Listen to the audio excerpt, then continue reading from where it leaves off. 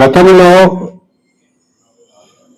ఆనాడున్న BRS పెద్దలు, ఆనాడున్న ముఖ్యమంత్రి కేసీఆర్ గారు 10 సంవత్సరాల అధికారంలో ఉన్న కాలంలో నాకు తెలిసి సబ్జెక్ట్ కరెక్షన్ ఒకటి అటు ఇటుగా 36 మంది ఎమ్మెల్యేలను పార్టీలో చేర్చుకున్నారు.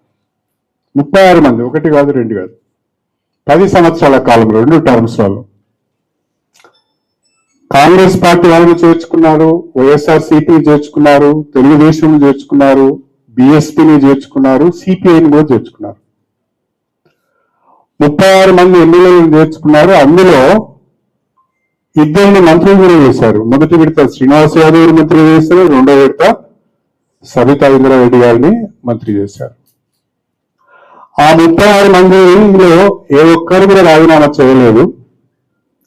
ఆ 36 మందిలో ఏ ఒక్కరు కూడా డిస్క్వాలిఫై కాలేదు. కానీ ఈరోజు ఆనాడు రాజకీయ వ్యవస్థనంతా సర్వనాశనం చేసి భ్రష్టు పట్టించిన కేసీఆర్ గారు ఈరోజు ఫామ్ హౌస్ కు పరిమితం అవుతున్నాడు.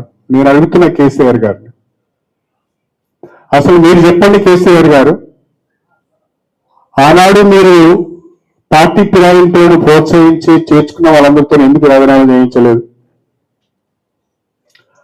ఆనాడు లేని రాజకీయ విలువలు, ఆనాడు లేని నైతిక విలువలు ఈ రోజు మీకు గుర్తుకొచ్చినాయా? అధికారం కోల్పోయిన తర్వాత గుర్తుకొచ్చినాయా? మీరు చెప్పండి, ఎందుకు ఆ రోజు ఆ రకంగా చేశారు, ఈ రోజు ఈ రకంగా చేశారు?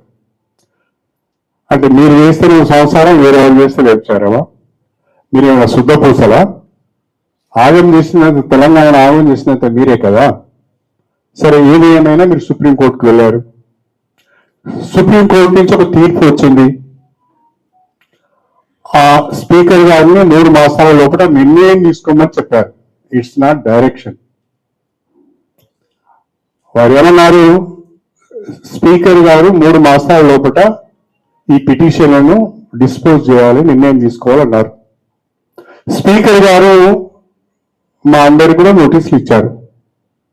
నాకు ఆ నోటీసుకు రిప్లై ఇవ్వడానికి నాకు ఇంకా టైం ఉన్నది. వారు ఒక్కొక్క ఎమ్మెల్యేకి ఒక రకమైన టైం ఇచ్చారు. వారు ఆ టైం లోపల తప్పకుండా నేను నా రిప్లై ఇస్తాను. కాకపోతే ఏంటంటే, మీరు అధికారంలో ఉన్నప్పుడు మీరు ఫిరాయింపులు ప్రోత్సహించినప్పుడు ఒక రకమైన విధానం, ఇప్పుడు ఇంకొక రకమైన విధానం అనే విధంగా మీరు మాట్లాడుతున్నారు.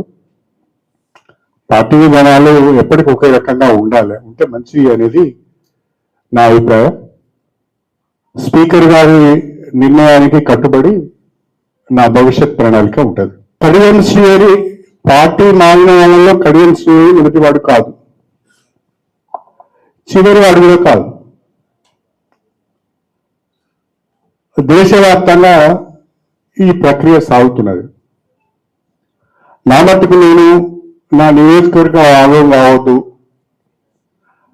నన్ను ఎన్నుకున్న ప్రజలు ఆగం కావద్దు, మరి ఇంకొక 5 సంవత్సరాలు వీళ్ళు నష్టపోవద్దు, ఈ ప్రజలకిచ్చిన మాటలు నిలబెట్టుకోవాలి, ప్రజలకిచ్చిన అభివృద్ధిని చేసి చూపించాలి అనే ఒక ఆలోచనతో మాత్రమే అభివృద్ధిని ప్రధాన అంశంగా తీసుకొని కాంగ్రెస్ ప్రభుత్వంతో కలిసి పనిచేయడం జరుగుతుంది. కొద్ది కాలం నేను చేసిన అభివృద్ధి ఉంది గన్పూర్లో. ఏ గ్రామానికి వెళ్ళినా, మీరు ఏ గ్రామానికి వెళ్ళినా, ఇప్పటికీ వెళ్ళండి, ఏ గ్రామానికి వెళ్ళినా కొద్దిసేపు రాజకీయాన్ని పక్కన పెట్టి ఈ గ్రామం ఎవరు ఎమ్మెల్యేగా ఉన్నప్పుడు అభివృద్ధి జరిగిందని అడగండి. ఈ స్కూల్ ఎవరు కట్టింది, ఈ వాటర్ ట్యాంక్ ఎవరు కట్టింది, ఈ సీసీ రోడ్లు ఎవరు కట్టింది, ఈ వాటర్ స్కీమ్ ఎవరు తెచ్చిందని అడిగితే వాళ్ళే చెప్తారు. మీ ప్రశ్నకు అక్కడే క్షేత్రస్థాయిలో సమాధానం దొరుకుతుంది.